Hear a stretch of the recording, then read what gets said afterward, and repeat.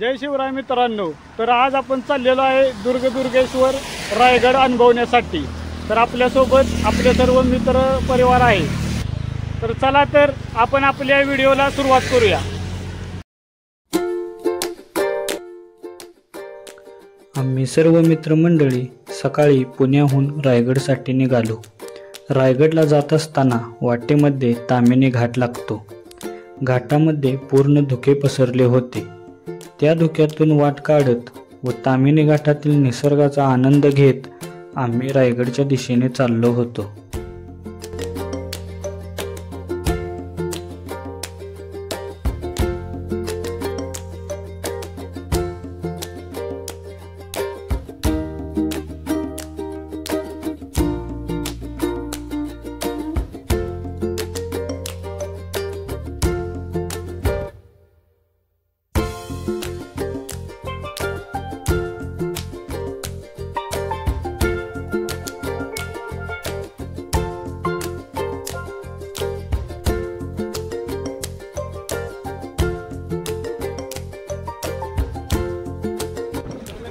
आपण आता रायगडच्या पायथ्याशी पोहोचलेलो आहे आणि आपण आता इथून रायगडचा ट्रेक सुरू करायचा आहे. तर चला.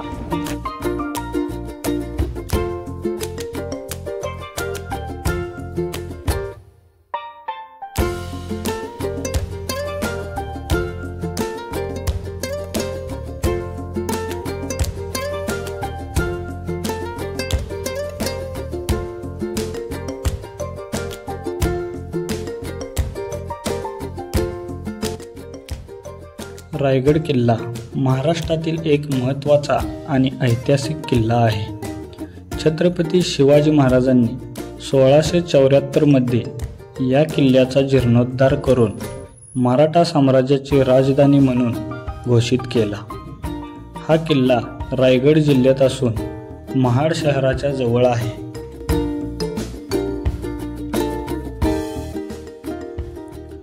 रायगड किल्ला मराठा साम्राज्याची राजधानी म्हणून ओळखला जातो. छत्रपती शिवाजी महाराजांनी या किल्ल्याला विशेष महत्त्व दिले.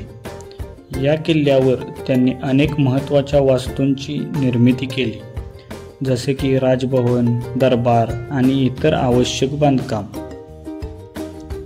रायगड किल्ला सह्याद्रीच्या पर्वतांच्या रांगेत असून समुद्र सपाटीपासून सुमारे 846 मीटर उंचीवर आहे. या किल्ल्याला एक विशिष्ट असा घोड्यांच्या नालाच्या आकाराचा पठारी भाग आहे. गडावर जाण्यासाठी सुमारे 1435 पायऱ्या आहेत. या किल्ल्याला अनेक बुरुज आणि दरवाजे आहेत. त्यापैकी हिरकणी बुरुज आणि टकमक टोक हे महत्त्वाचे आहेत.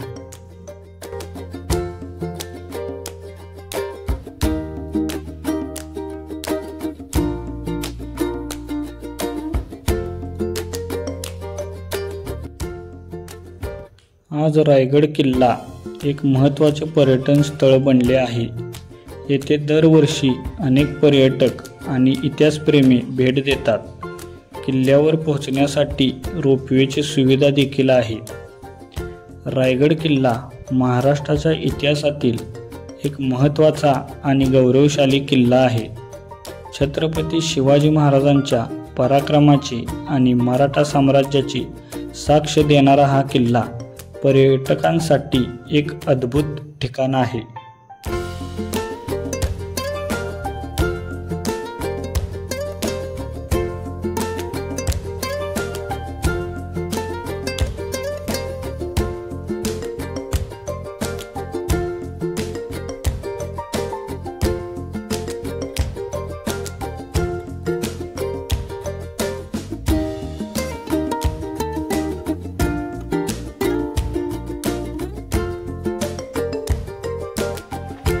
तर मित्रांनो, आपण एक 30% किल्ला चढून वर आलेलो आहे आणि तुम्ही इथे व्ह्यू बघू शकता.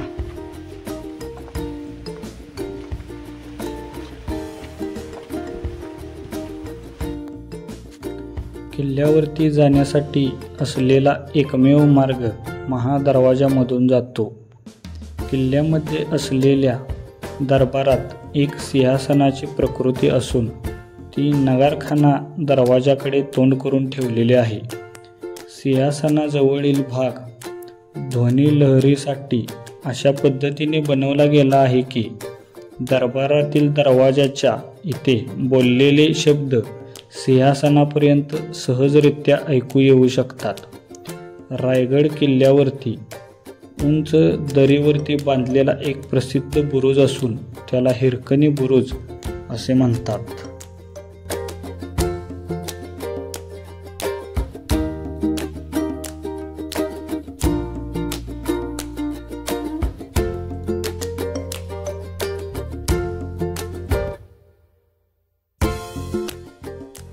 आपण आत्ता गडाच्या महादरवाजामध्ये पोचलेलो आहे. महादरवाजाचा बाहेरील अंगास वर 2 बाजूस 2 सुंदर कमळाकृती कोरल्या आहेत.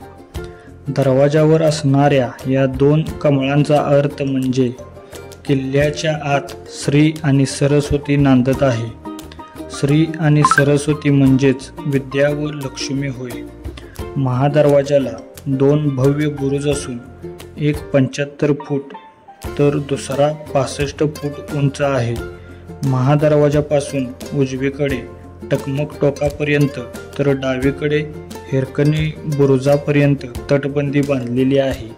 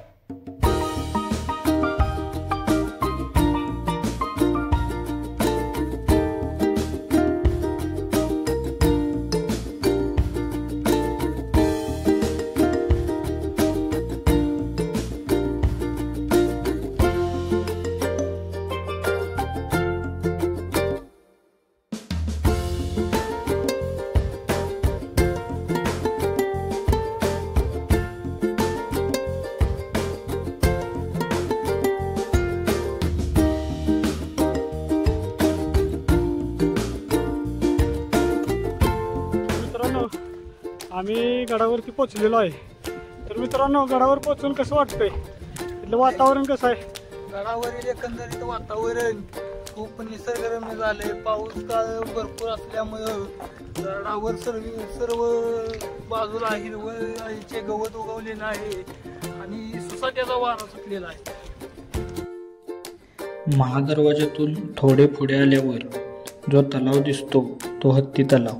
हत्तींच्या स्नानांसाठी व हत्तींच्या पिण्याच्या पाण्यासाठी या तलावाचा उपयोग होत होता.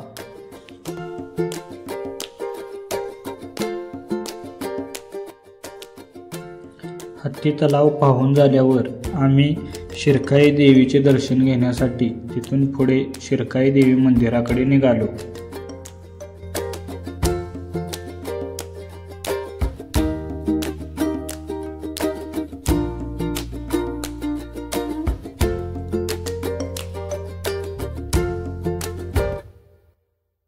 शिरकाई देवी ही गडावरील मुख्य देवता आहे. शिरकाई देवीचे हे मंदिर मूळ मंदिर नाही, परंतु मंदिरातील मूर्ती मात्र प्राचीन आहे. आम्ही देवीचे दर्शन घेतले व पुढे होळीच्या माळाकडे निघालो.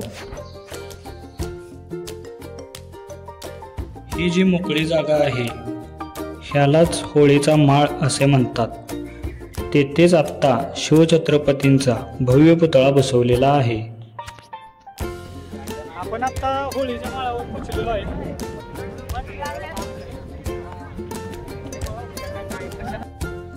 आपण होळीच्या माळावर जे शिवाजी महाराजांचे स्मारक आहे त्याचे दर्शन घेतले व पुढे नगारखान्याच्या दिशेने निघालो.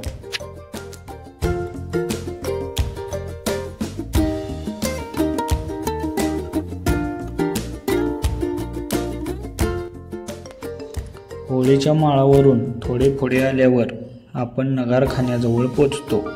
सिंहासनाच्या समोर जे भव्य प्रवेशद्वार दिसते तोच हा नगारखाना. हे बालेकिल्ल्याचे मुख्य प्रवेशद्वार आहे.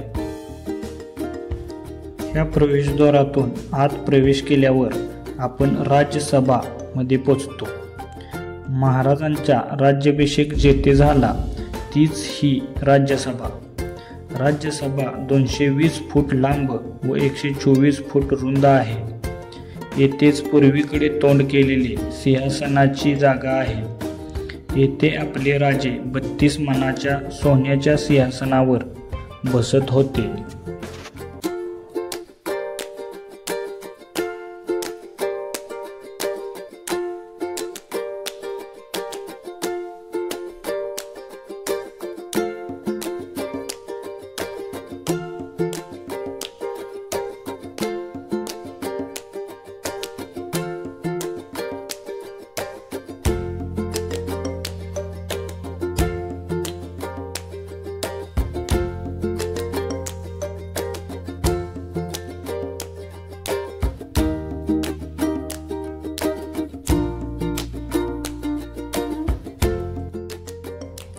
इथून मग आम्ही महाराजांच्या राजभवनाकडे निघालो.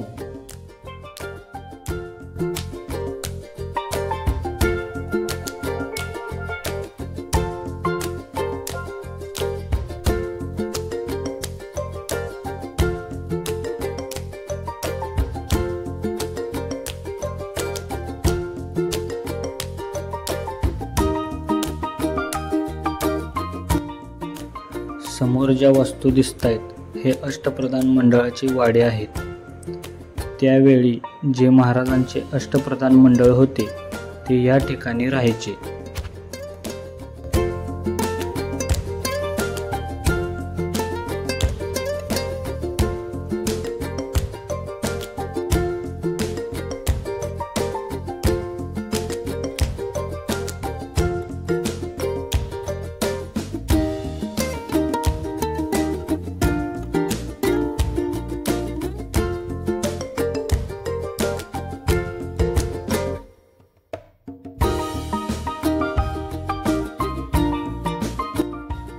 हा जो प्रशस्त चौथरा आहे हाच महाराजांचा राजवाडा आहे.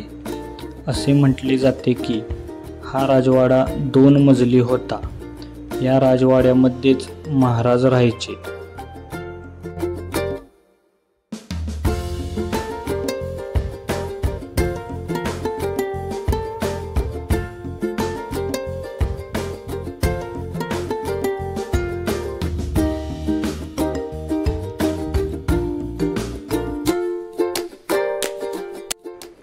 हा मेना दरवाजा आहे.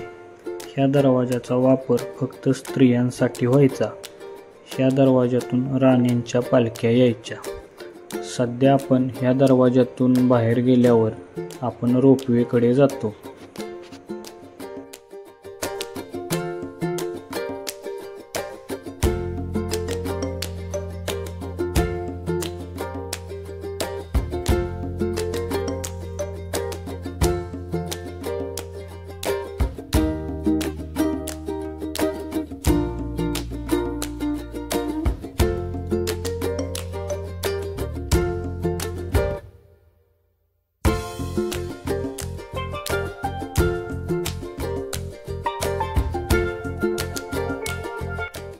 मेना दरवाजातून वर आल्यावर डाव्या हाताला राण्यांचे महाल लागतात. या राणीवशामध्ये एकूण 6 खोल्या आहेत.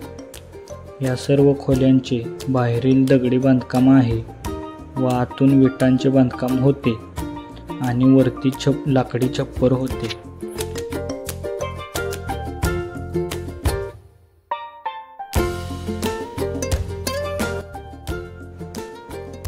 हे त्या काळातील शौचालय आहे.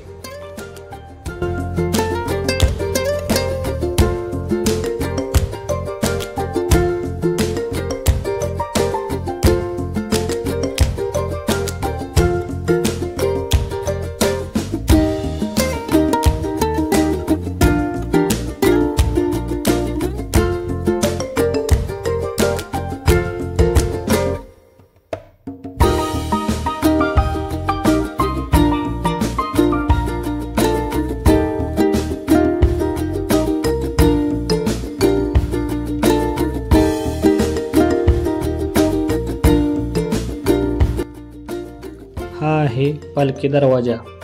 या दरवाजाच्या बाजूलाच 2 स्तंभ आहेत. या दरवाजातून प्रवेश केल्यावर आपण बालेकिल्ल्यामध्ये पोचतो.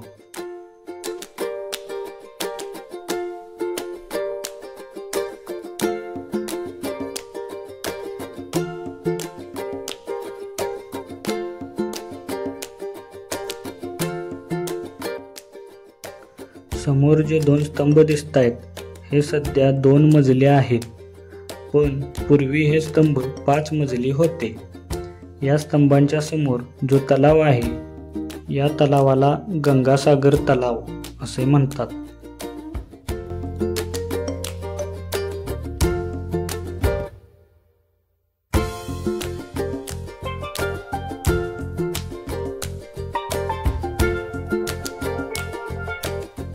समोर जी तळघरामध्ये खोली आहे या खोलीला खलबतखाना असे म्हणतात. यामध्ये आतमध्ये एक छोटी खोली आहे. या खोलीमध्ये गुप्त चर्चा केली जायची. या खलबतखान्याचे वैशिष्ट्य म्हणजे आतमध्ये केलेली चर्चा बाहेर ऐकू येत नाही.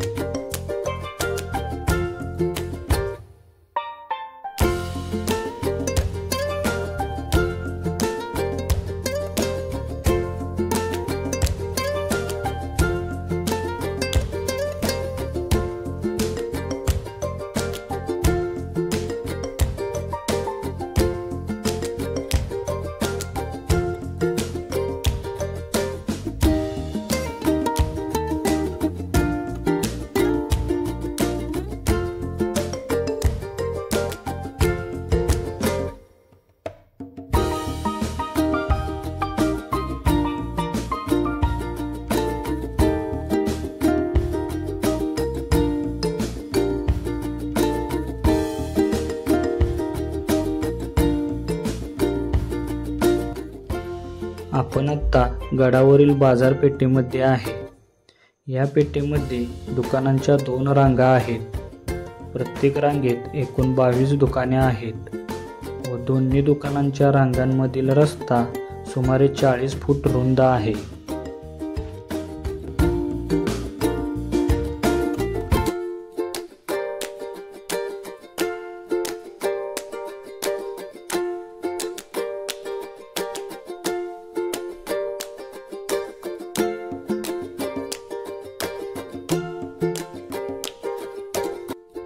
बाजारपेठ पाहून झाल्यानंतर आपण थेट येऊन पोचलो जगदीश्वराच्या मंदिरामध्ये.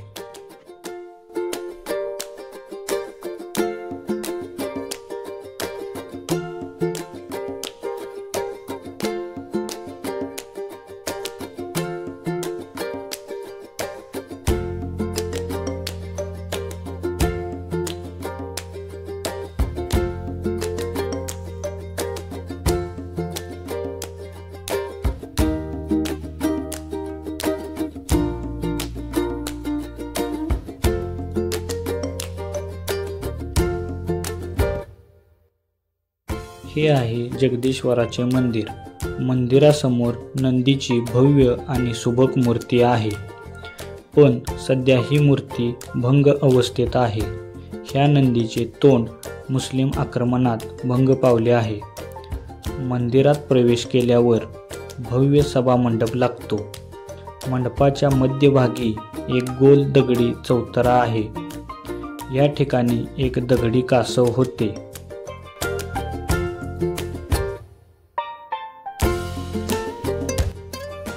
मंदिराचा गाभारा प्रशस्त आहे. मंदिरामधील शिवलिंगाचे दर्शन घेऊन आम्ही मंदिरातून बाहेर आलो. ह्या मंदिराच्या मुख्य प्रवेशद्वाराच्या पायरीवर एक शिलालेख आहे. तो म्हणजे सेवेचे ठाये तत्पर हिरोजी इंदुलकर. ज्यांनी हा रायगड बांधला त्यांचे हे नाव आहे.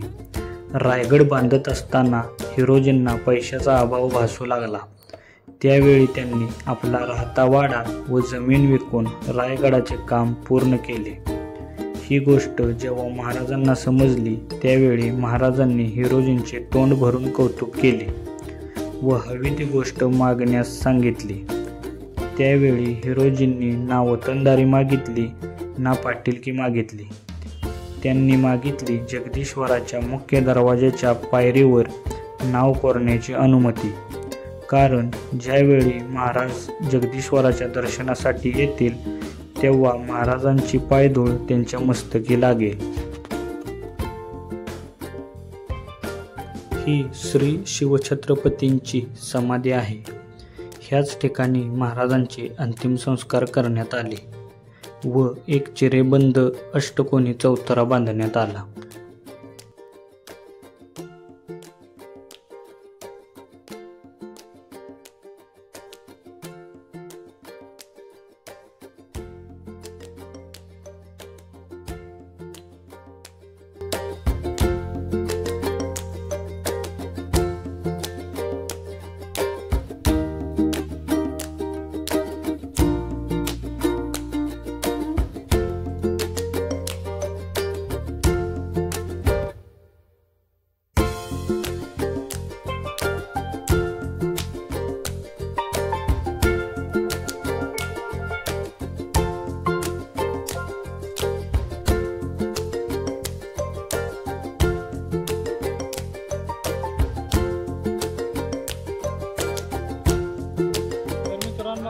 रायगडला आलो होतो आणि आमच्यासोबत काम करणारे बंसीलाल पाटील हे सुद्धा रायगड ट्रेकसाठी आले होते आणि यांनी पूर्ण रायगड ट्रेक हा चालत केलेला आहे. यांनी रोपवेचा वापर केलेला नाही आणि यांचं वय आत्ता सध्या यांचं वय 54 वय आहे. हे आमचे बंसीलाल पाटील इथे आले का? टकमक टोकाकडे जाताना दारुगोळ्यांचे कोठाराचे अवशेष दिसतात.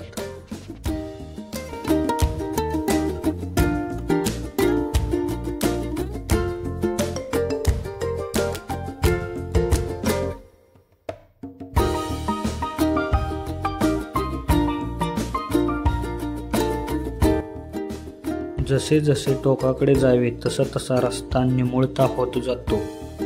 टोकावर वारा प्रचंड असतो व जागाही कमी असल्यामुळे गोंधळ न करता सावधानता बाळगावी लागते.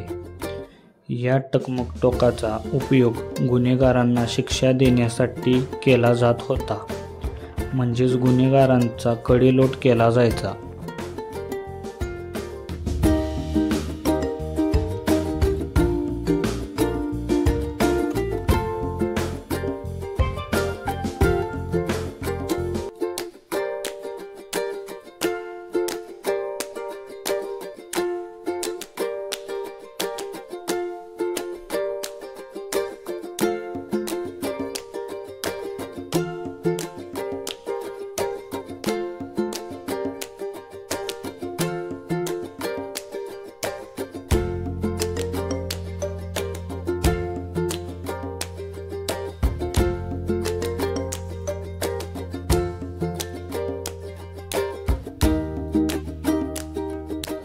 मित्रांनो, आम्ही आता टकमक टोक बघितलेला आहे आणि आम्ही आता परतीच्या प्रवासाला सुरुवात करत आहे. तर आपण भेटू आता पुढच्या व्हिडिओमध्ये. तोपर्यंत बाय बाय. व्हिडिओ आवडल्यास आपल्या चॅनेलला लाईक करा, शेअर करा, कमेंट करा आणि सबस्क्राईब करा.